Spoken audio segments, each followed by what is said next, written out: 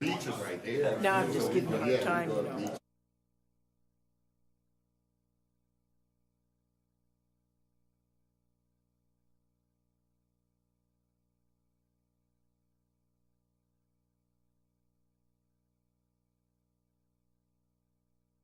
How nice. Yeah. No wonder. Okay, good evening, everybody. We're going to go and get tonight's meeting started. Sacramento Metro Fire, Thursday, March 8, 2018, 6 p.m. here in Metro Fire headquarters. I'd like to call this meeting to order, and we'll start with the pledge. If I can get Director Wood, please. I pledge allegiance to the flag of the United States of America and to the republic for which it stands, one nation, under God, indivisible, with liberty and justice for all. Thank you, Director Wood. The open session meeting is videotaped for cablecast on Metro Cable 14 replay on Saturday, March 10, 2018 at 12 noon and Monday, March 12, 2018 at 6 p.m. on Channel 14. Webcast at www.sacmetrocable.tv. The open session meetings are also available for viewing on the district's website at www.metrofire.ca.gov. And now is the opportunity for anyone in the public to discuss any items on or not on the agenda. Madam Clerk, do we have any speakers? There are no speakers this evening. Very much. Moving on to the consent items. Do we have any questions or comments? Mr. Chair, I move consent. I'll second. All right, we have a first and second. Madam Clerk? Director Gale. Yes. Jones. Aye. Sheets. Aye. Wood. Aye. Clark. Aye. Kelly. Aye. And Barnes. Aye. Motion passes. Thank you very much. Moving on to the presentation items. Chief Harms, for the 10 years of service for Board Clerk Melissa Pania. Good evening. We have another presentation for 10 years of service. You want to stand up front? Do you want me to go up front? Yeah. We started a new tradition. Okay. Bigger smile. So I have just a few things to read here. Melissa began her career with Metro Fire on March 10, 2008 as an office technician in the Community Risk Reduction Division, formerly known as the Fire Prevention Bureau. She was reassigned to the Legal Division, where she worked until July of 2011, when she was promoted to the Human Resource Specialist in HR. Between 2011 and 2014, she specialized in the recruitment and background process for over 300 employees. Impressive. Additionally, Melissa was a key member in the preparation, planning, and implementation of the district's 15-16 strategic plan, a process which started in 2013 and was presented to the Board of Directors in 2015.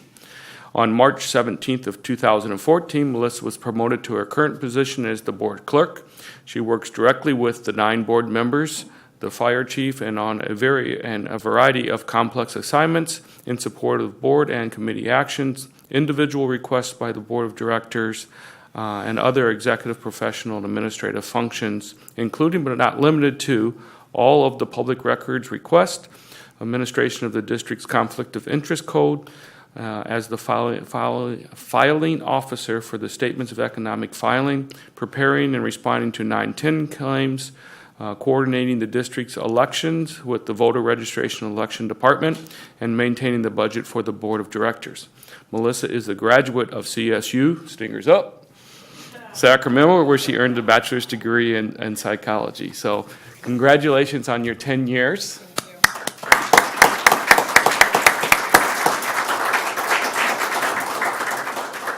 For me, it's very special was that when I came for my interview, the very first person that I met here was Melissa. As I came in and walked up the stairs, and she was the person that greeted me at the top of the stairs, and that's one of those moments and one of those memories that I'll always have.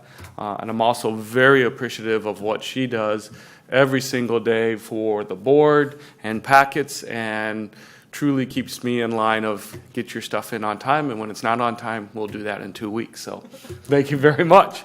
And her husband Angel is here, and he's going to come up and pin her.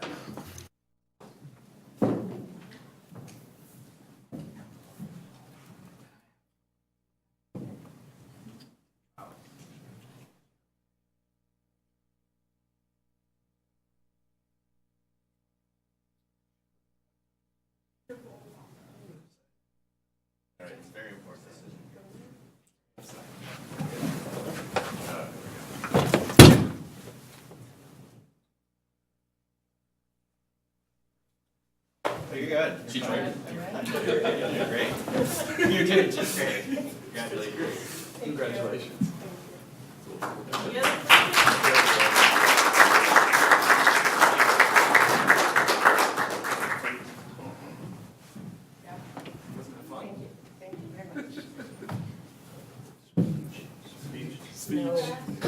Are you sure you don't want to say anything? Okay. Well done, Chief. Any comments from the board regarding that? Okay. The one I'd like to say is, Melissa, also from behalf of the board, you deal with 9 different personalities on this board who request a lot of information from you, and at no time have you ever said no, which is great, and you're always quick to remind us when we are delayed in turning some things in. So I truly appreciate you being prompt and helping us stay in our lanes also. So thank you for all you do. Appreciate it. My pleasure. Okay, moving on to action items. Hazardous Materials Response Team Agreement with Sacramento County Assistant Chief Quinn.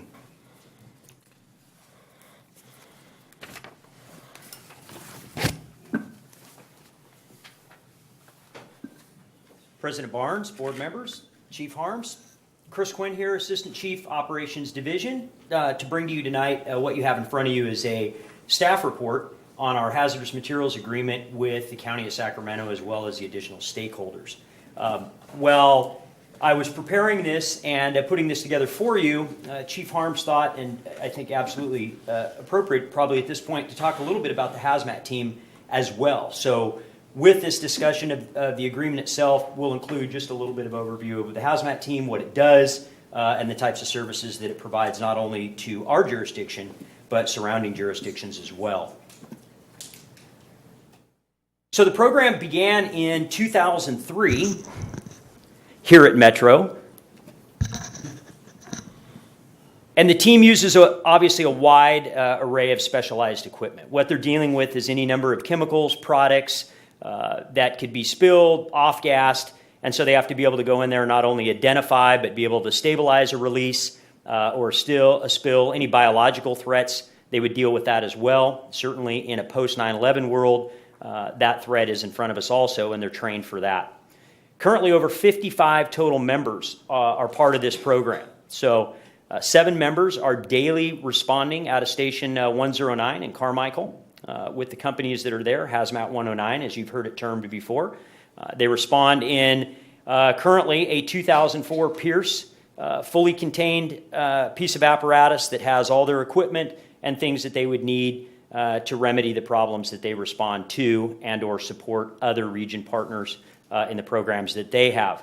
Just to be considered for this team, you're looking at over 240 hours of specialized training per member. So not only are they obviously firefighters, some are firefighter paramedics, certain officers on the company, but then they're going to go out through CSTI and be certified to the specialist level to be on the hazardous material team. So we're talking background in chemistry, different products, how to contain and then get hands-on a lot of this different type of material, and or the containers that material typically would live in, so to speak, putting the genie back in the bottle.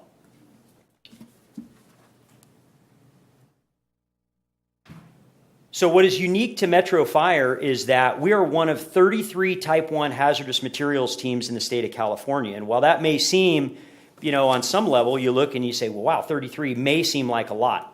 But consider 33 hazmat teams that are at the Type 1 level responding to the entire state of California. So that's a big footprint, and our hazmat team is a big part of that. And so 33 of some 60 teams in the state of California, 33 are Type 1.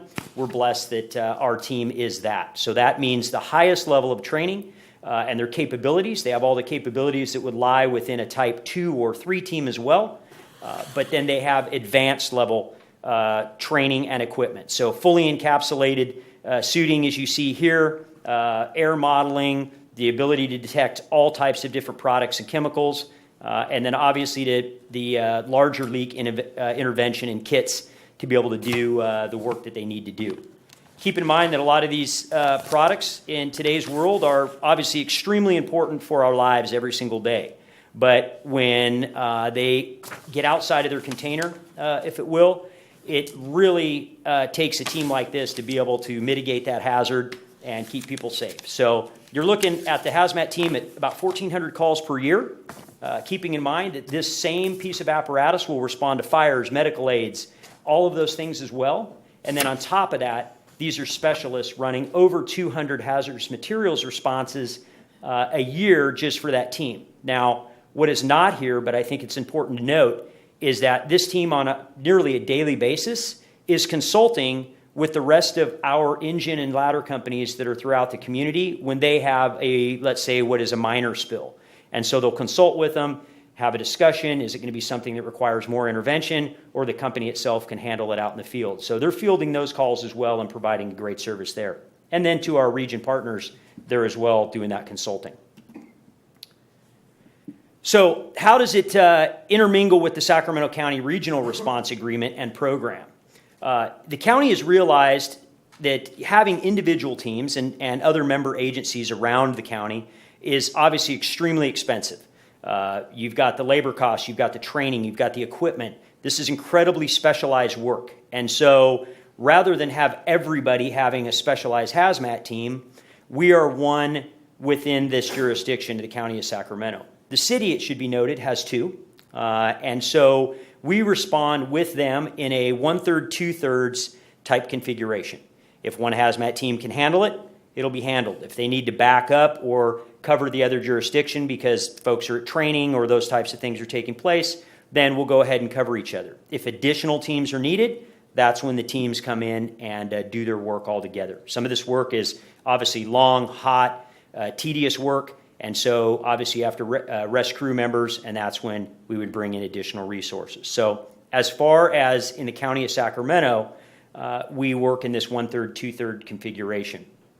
Metro, based on the agreement, receives the 33 3/4% of the revenue that's received annually from the participating agencies. And then City, of course, with 2 hazmat teams, would receive 2/3 of that funding.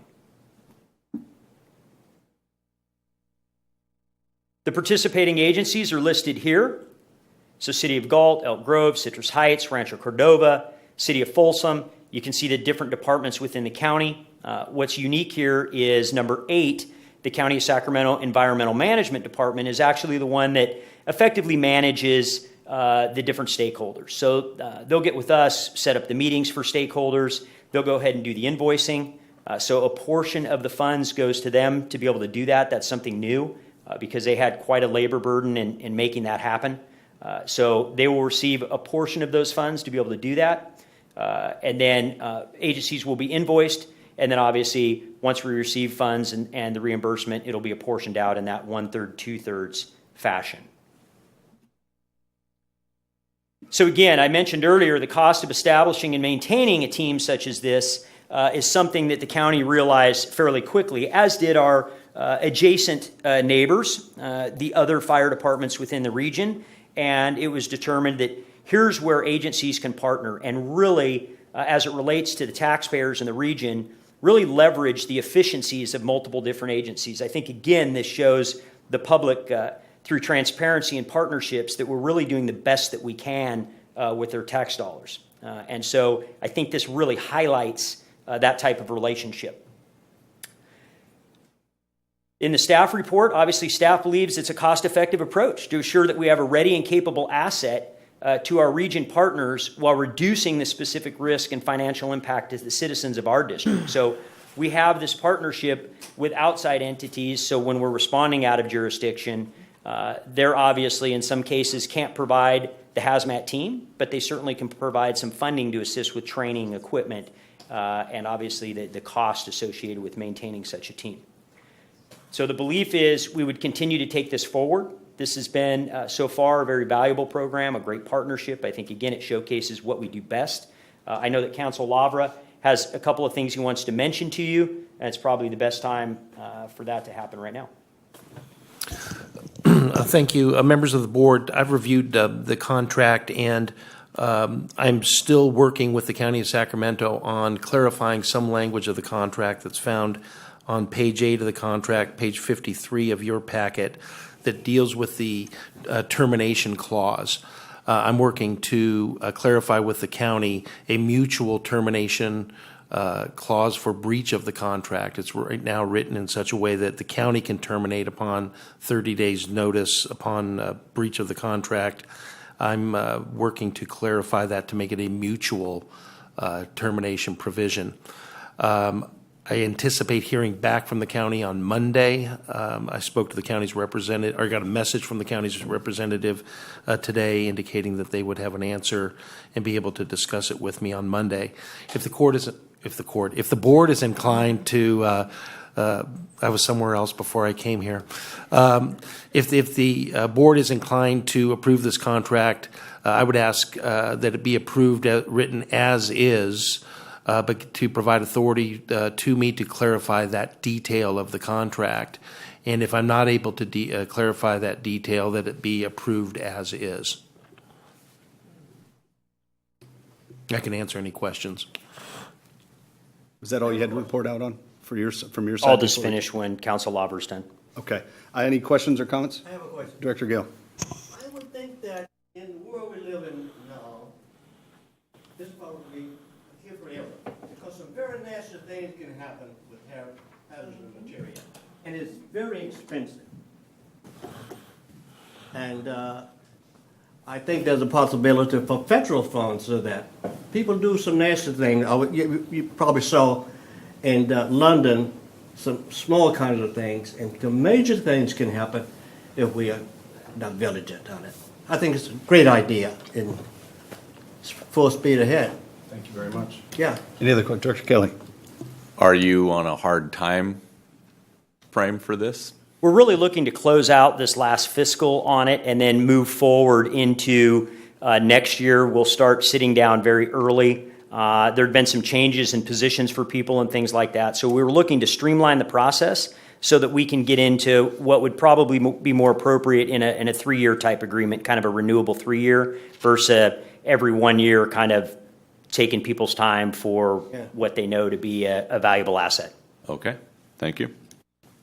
And then lastly, I would point out that while we've been running in a piece of equipment that's 2004, 2004 is not as state-of-the-art as 2018. So we are in process right now. The members have come together with the varying divisions at Metro Fire and begun and nearing the end of the spec being built for our new hazmat rig. So being the type of equipment that it is and very specialized, don't expect to see it on the street within a few months, but hopefully we could look at a piece of equipment like that hitting the street, much like the rescue did, and roll that out for your review within 365 days type of a deal.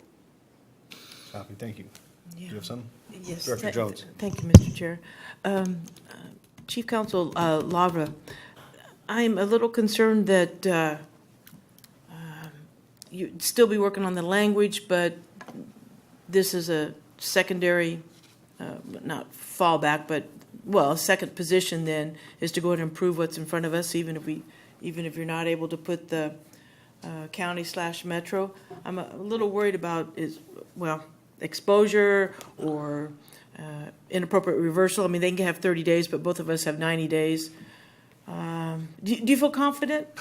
Oh, that's a loaded question. What degree of confidence do you have that we can get reciprocity on? I'm pretty confident. We've had this come up in the past. This is basically a form contract that's used by Sacramento County, most likely in public works contracts as opposed to service contracts like this. Number one. Number two, I would give approval to the contract as written. I would just like it clarified to give mutual termination upon breach for either side. But in essence, you would be writing into the contract what the law already provides.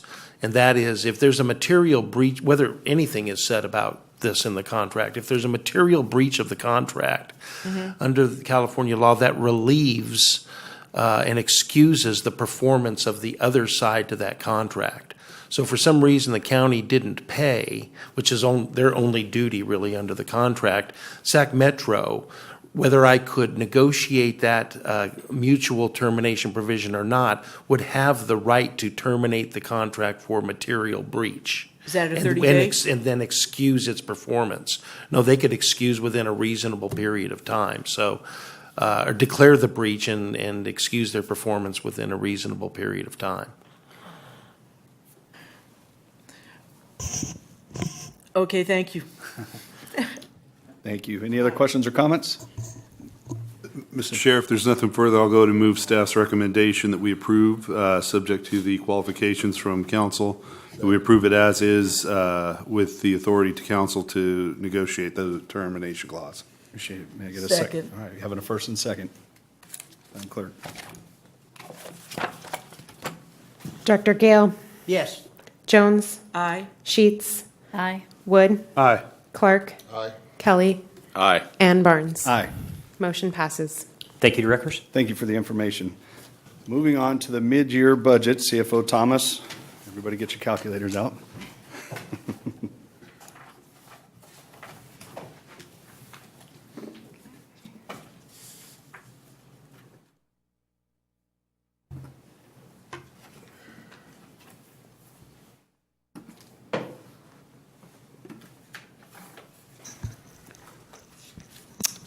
Okay. Good evening, directors, Chief Harms. Amanda Thomas, Chief Financial Officer for the district.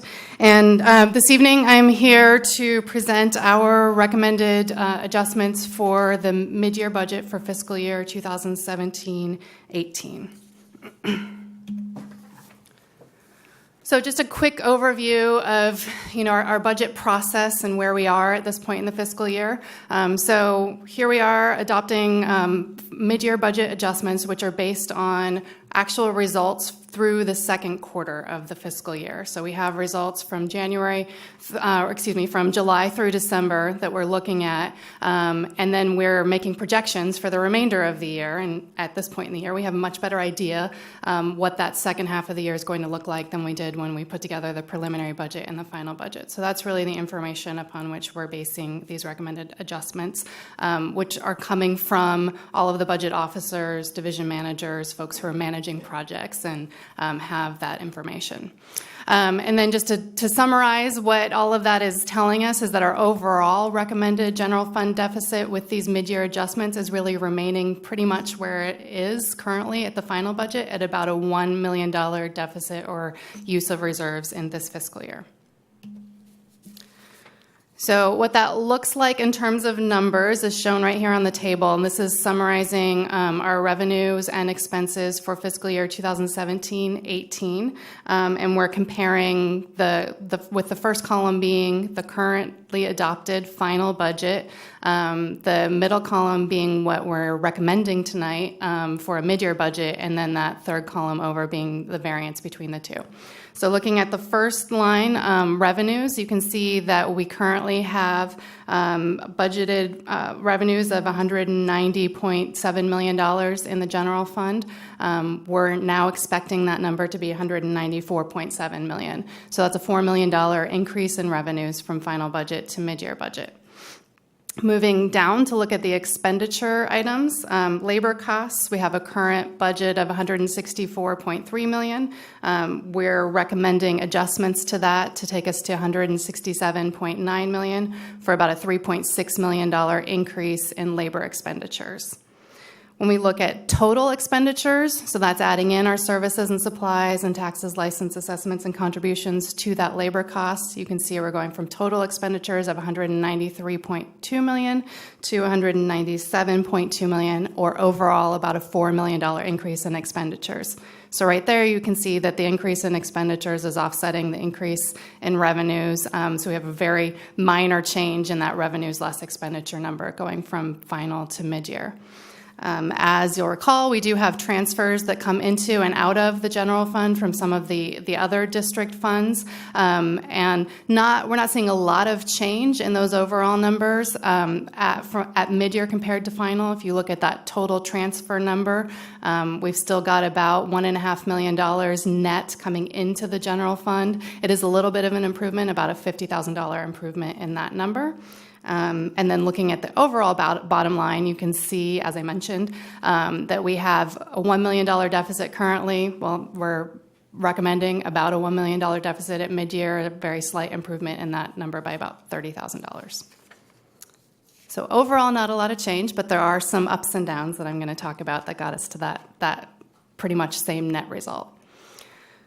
So starting to look specifically at revenues, as I mentioned, we have that $4 million increase, and that's resulting from the things that are listed here on this slide. So the first and biggest one is our deployment revenue. As you'll recall, we don't include the revenue or the direct labor expenses associated with deployments in the final budget. Those get added in at mid-year. So you're seeing that adjustment hit right now.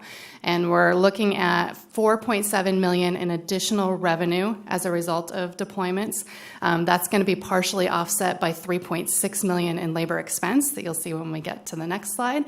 But you can see that there is a net revenue increase there as a result of that activity. Offsetting that somewhat is that we are looking at lower medic cost recovery revenues this year than what we had projected at final budget. So we're recommending a $1.3 million decrease in that budget number based on our year-to-date results, which have been trending below last year. We do expect that the second half of the year will pick up, and in fact, we've already seen that in the January and February numbers.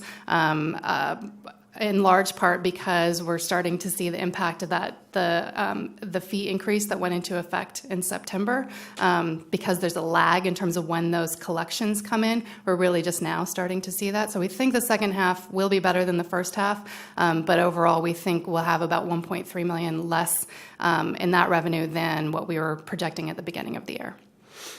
On the positive side, for GEMT, which is a supplemental reimbursement for the fee-for-service Medi-Cal beneficiaries, we do have an additional $1.2 million in what is essentially one-time revenue due to prior year supplemental reimbursements related to the Affordable Care Act. So really what that is that patients who qualified for Medi-Cal as a result of the changes of the Affordable Care Act, we got 100% reimbursement of the cost difference versus the normal 50%. And that kind of all came in this year for 3 prior years. So that's that additional revenue that we're seeing this year because of that. We have about $500,000 that we expect to receive in insurance proceeds related to the repair of the helicopter. That's going to be 100% offset by that repair expense. So you'll see that when we get to expenditures, but that's the revenue that will be coming in.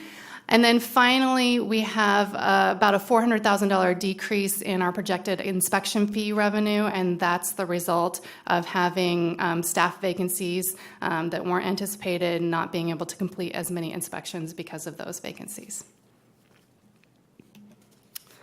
So turning to look at expenses, this slide is focusing on labor costs. As I mentioned, we're recommending a $3.6 million increase in the labor budget. The largest factor accounting for that is that deployment expense, so that labor expense of $3.6 million. Additionally, we're recommending an $800,000 increase in our contribution towards unfunded liability with SCRS. That's the Sacramento County Employees Retirement System. The district does have an unfunded liability associated with the service of former Florin Fire District members. That unfunded liability has been increasing for many of the same reasons that we've seen our PERS unfunded liability increasing.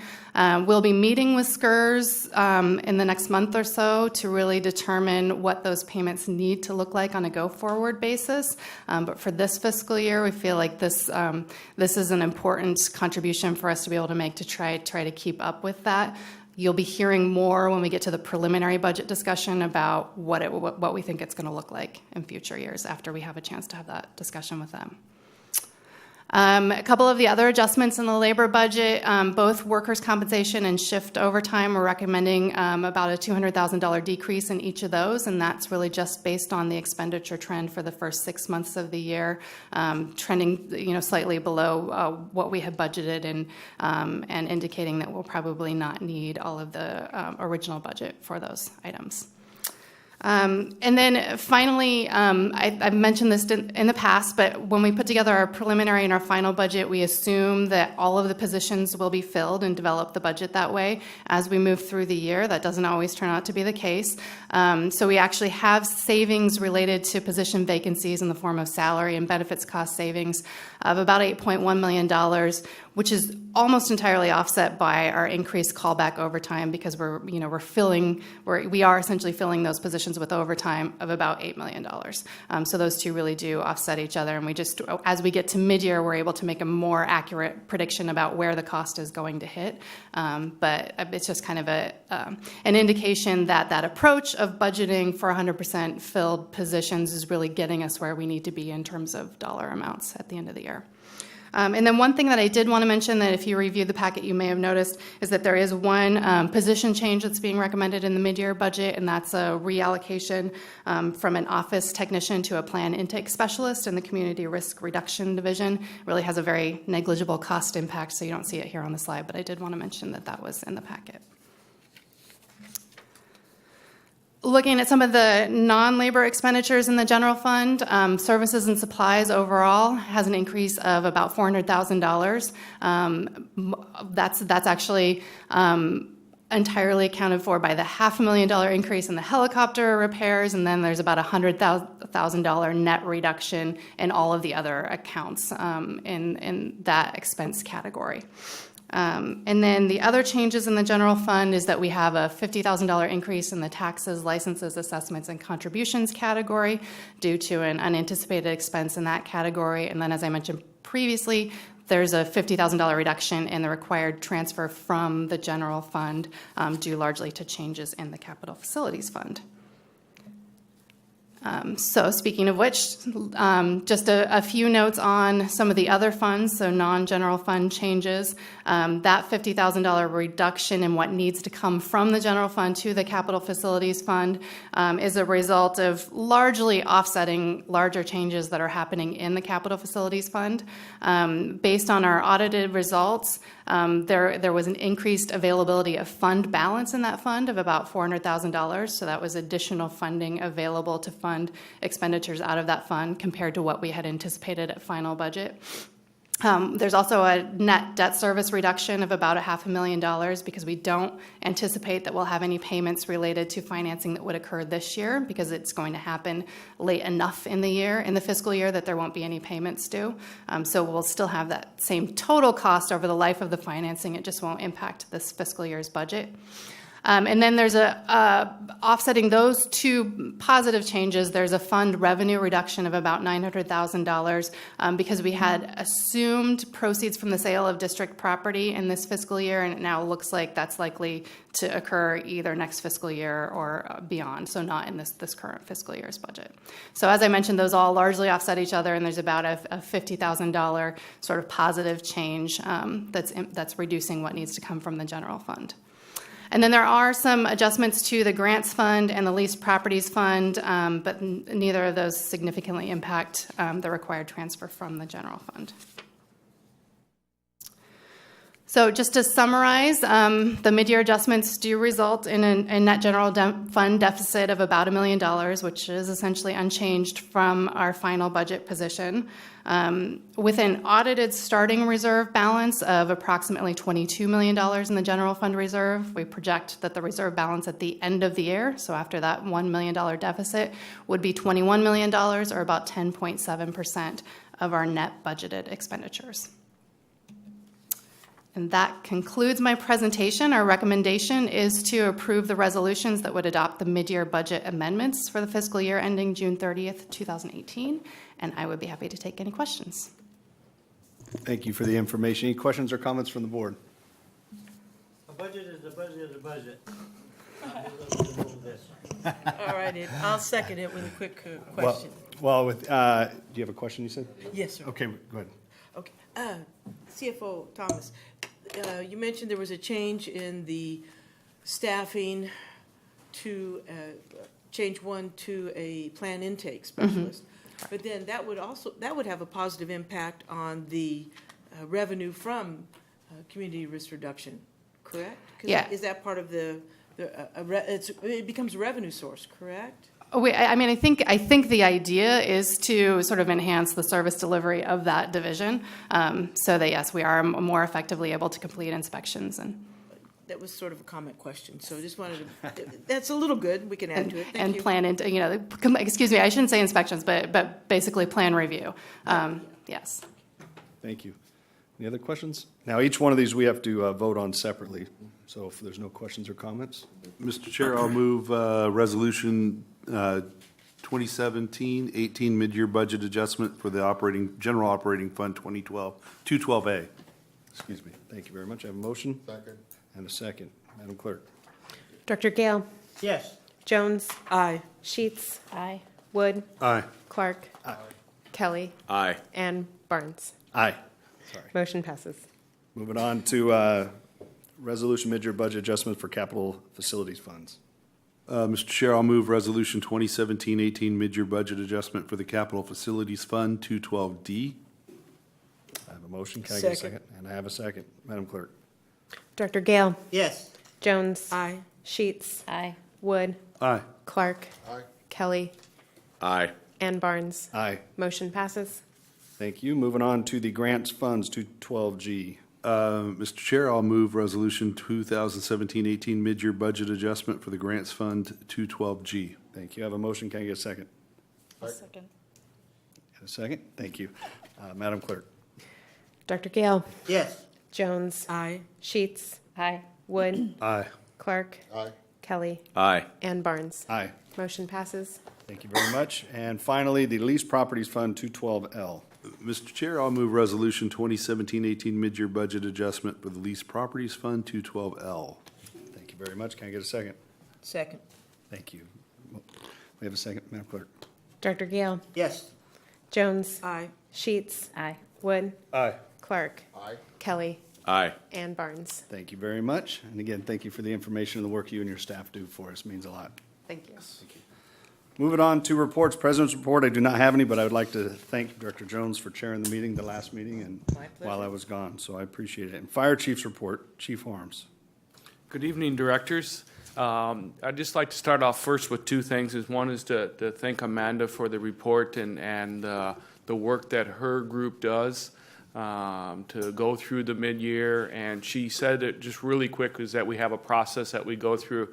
But it is a very driven process. Her and Chief Castantini keep us all on task, and it's a very open, that everybody is invited within the district to come and be able to sit and go through that. And I think you see the end of it is that it's a budget that drives us as a district forward.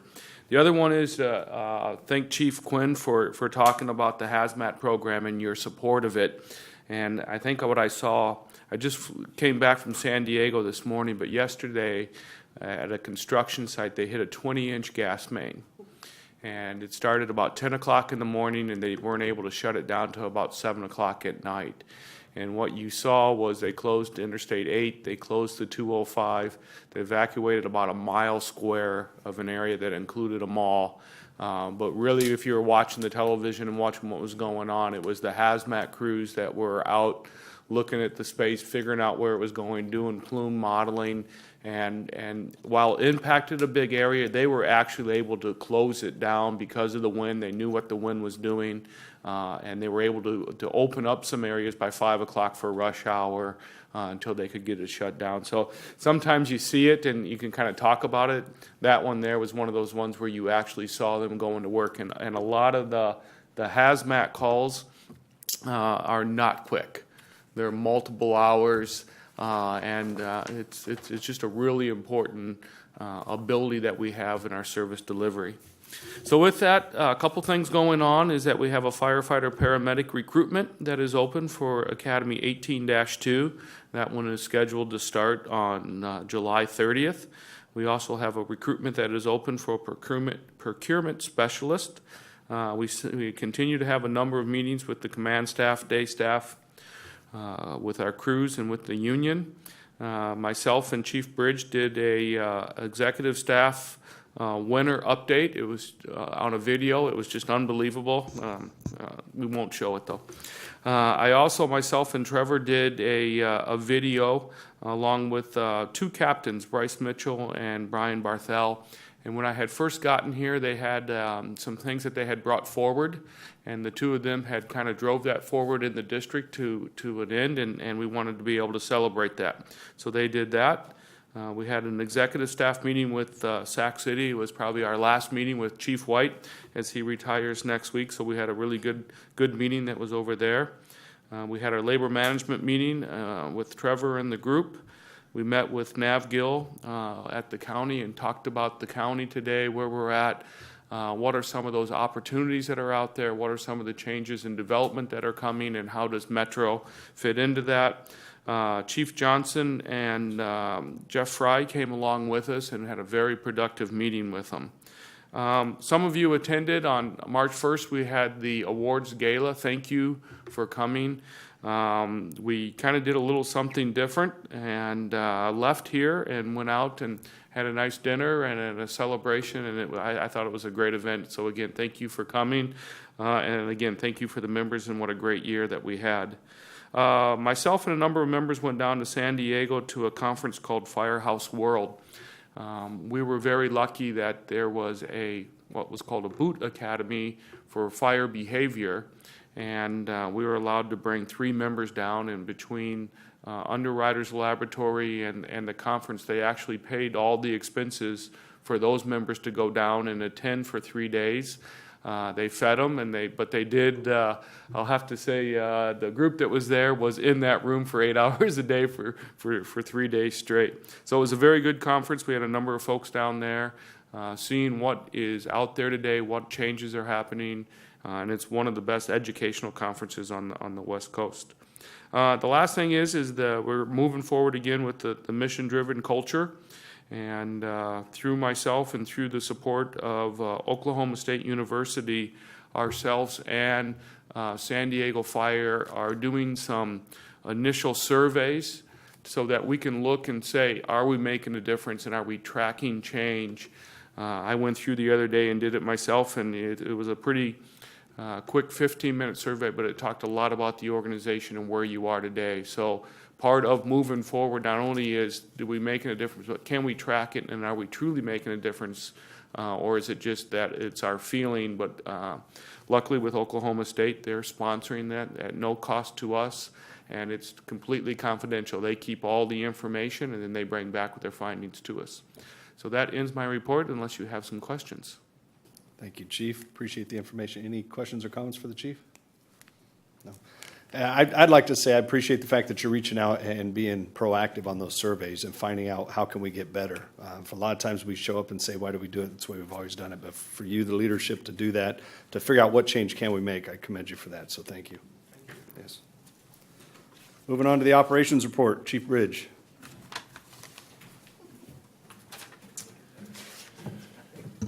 Okay, got that hard, thanks. Good evening, President Barnes, directors, Eric Bridge, operations chief. Run by our numbers, which are trending as they have been, but I'd like to give you a little perspective on what we've done over the last 10 years to maybe kind of give you an idea of where we're at. And I'll be brief with those numbers, so it won't take too long here. But right there, thank you. To date, since our last board meeting on the 22nd, we're trending at that average number of about 3,700 calls, of which from the EMS side, we've had about 2,500 dispatches, and we're transporting it 71% of the time. AMR assisting our big help there with 354 dispatches and transporting about 60% of the time. So with that, we've also had about 10 structure fires recently. We've had a few of them that you probably seen, maybe you've seen on the news. So fortunately, with minor, no injuries on those, our members are doing a great job. PIO is doing a good job too. PIO is doing a fantastic job. Yeah, thank you. We've also looking at the numbers from like 10 years ago to where we're at today. Let me just. To date, we're at, I'm going to kind of feel like there's an echo there. Year to date, and if we look through March the 7th over the last few years, we've been averaging about 17,000 calls. So just in terms of trend, just to give you an idea where we're at. This same time period, however, last year, we're down from last year. Last year, we were about 19,000 calls. So we're down about 10%. But the years prior to that, we were running right there in the low 17,000 calls. So just want to give you an idea that we're trending normally, but it's really an early indicator, really too early to tell. But if we look back to where we were about 10 years ago, we ran about 75,000 calls in our jurisdiction. 5 years ago, we ran 84,000 calls. And then last year, we ran 101,000 calls. Kind of paints a little picture of where we're headed. So if we're trending at about anywhere from 3 to 5% as we move, then, at the end of next year, we should be around 105,000 calls if things stay along that trend line. So just want to give you an idea. It's getting busy out there, and the demand for service is there, and, I'm happy to report that we're being able to provide that good service delivery. Recently, though, we've also had some good work out there at Center High School. They held there every 15 minutes. And we have a short video which I can show you here up on your screen about what that looks like. That was held on February 22nd with our crews from Engine 117, Truck 26, in the Antelope area, Medic 41 and Medic 112 participated in that. Truck 26 also was able to use some of their new extrication equipment on this drill, which was good. And 2 of our Saudi Aramco personnel participated, and I know along with Director Sheets was in attendance. And then also we're working at that event too. Our recruitment video is in progress of being developed as one of the events that we're doing. So let me see if I can hit the play button here. See a little video here.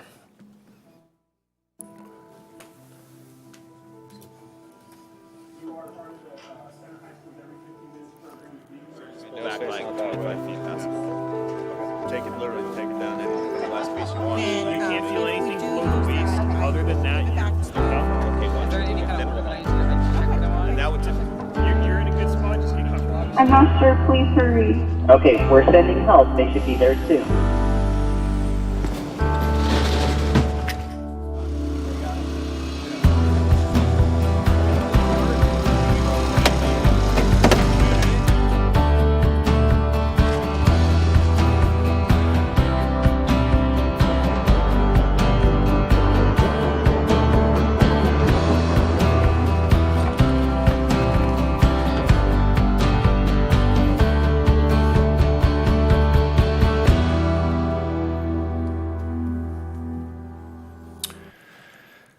So as you can see there, we're make sure that's off. Anyway, we continue to doing some good work out there, and thanks to our PIO there for some good footage. And this is a great program for our community members. So that concludes my report. Do you have any questions? Thank you, Chief. Any questions or comments? No. I'd like to make just a quick comment. Number one, you talk about the 17,000 calls, and just to commend the staff that goes out behind the scenes as well, the communication staff that fields those calls and keeps people safe also. So I commend them. I just have a question about our partners from Saudi that were there. Any feedback from them regarding that program? Because that program is very powerful if you've ever been a part of that. No, well, I'll get some feedback for you and let you know what their thoughts are on that, but I haven't received that yet, just yet. I appreciate that. I'd like to hear that. That would be interesting to see what they thought. So thank you for the report. You're welcome. Thank you. Sorry, Director Wood. Chief Quinn, is there a way we could find out when the next every 15 minutes that we'll be participating in will be? Yeah, we'll make sure we get that to you so you're aware of it in advance. So if you want to be in attendance to that, you can be. Thank you. You bet. Thank you, Chief Bridge. Any other questions? Nope. Okay, moving on. Firefighter Local 522, Vice President Trevor Jamison.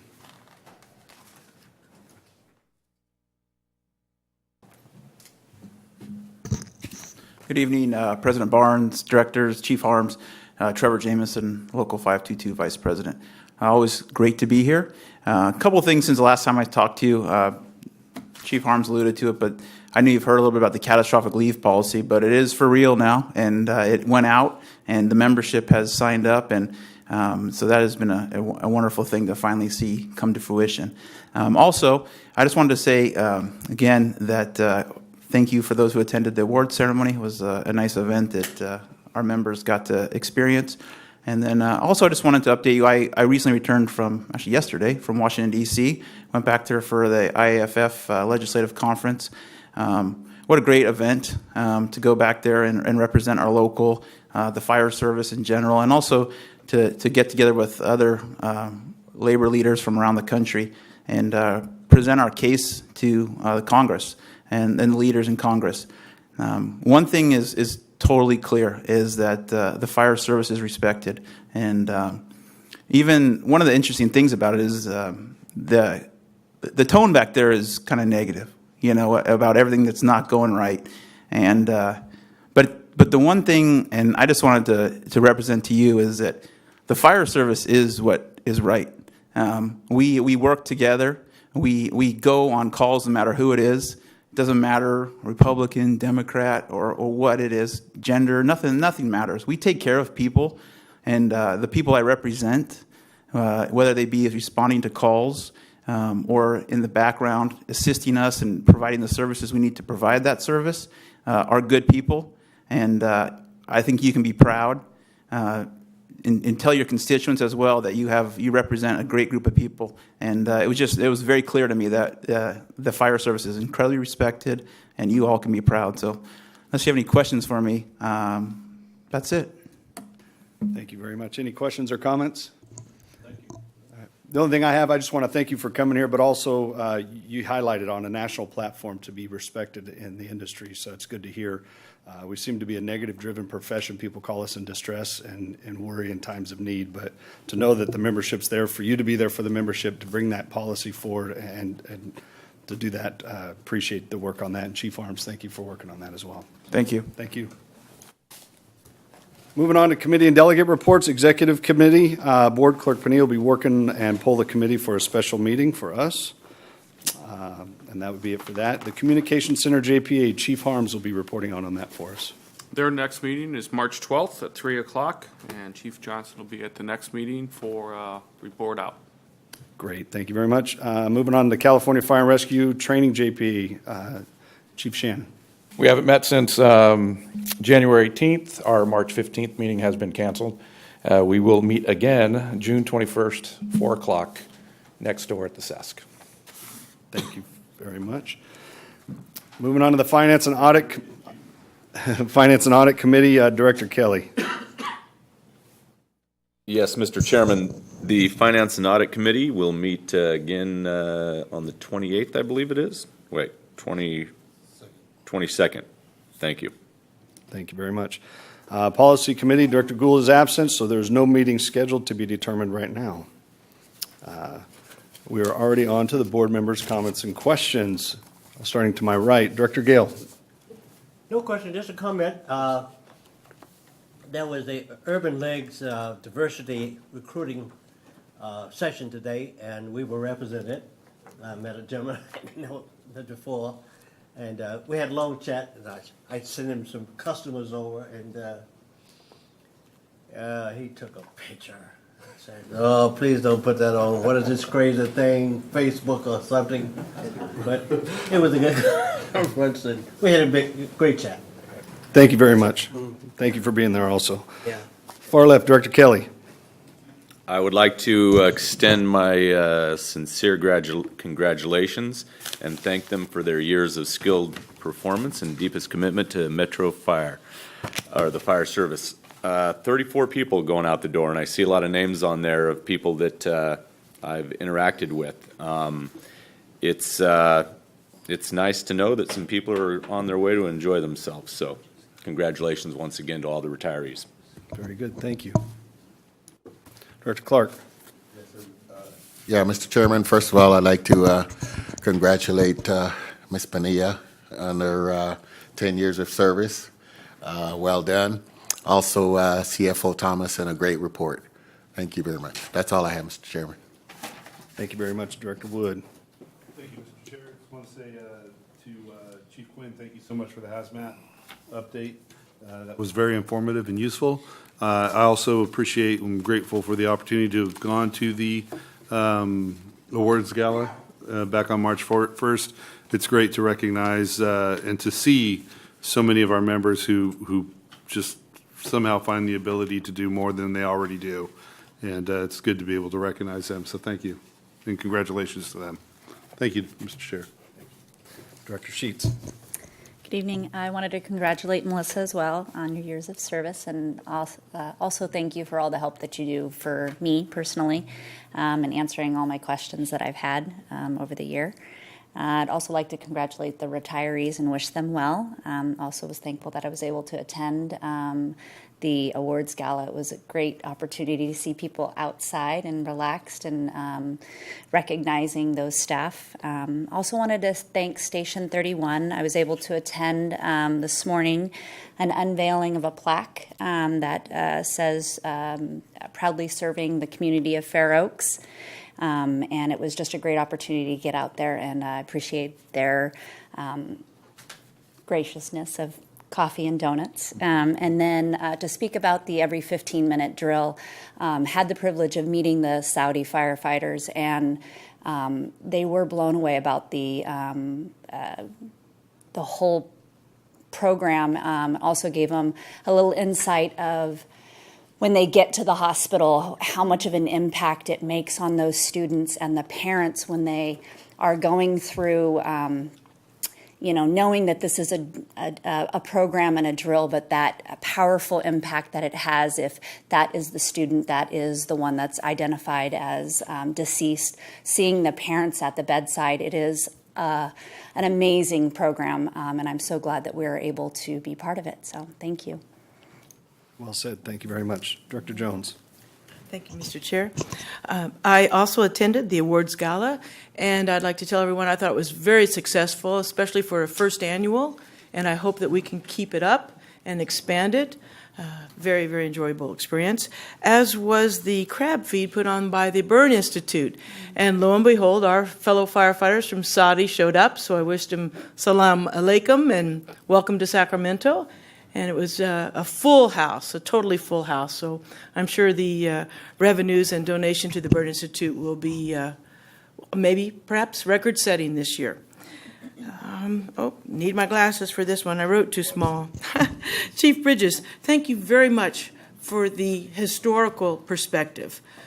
We need to always keep that in mind. See where we've been, where we're at, and then we can project perhaps where we're going. I appreciate that. And I also appreciate the positive message from 522 Trevor Jameson. Thank you very, very much. Staying on the positive side, and we're all moving forward with it. Thank you, Mr. Chair.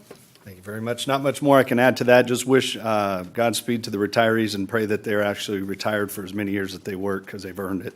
And talking about the every 15 minutes, I've been a part of that, and to see how much of an impact that is. But I also look at it from the personnel who not only do that in a role-playing setting that seems very real life, but in a real-life setting, they do it every day. And the trauma that they are experiencing of seeing the sadness and the death and the loss. So, again, to all the memberships, look after one another, take care of one another, and thank you for all the great work. And that will conclude our meeting. Our next meeting will be March 22nd, 2018, 6 p.m. in these chambers. We adjourn. Thank you.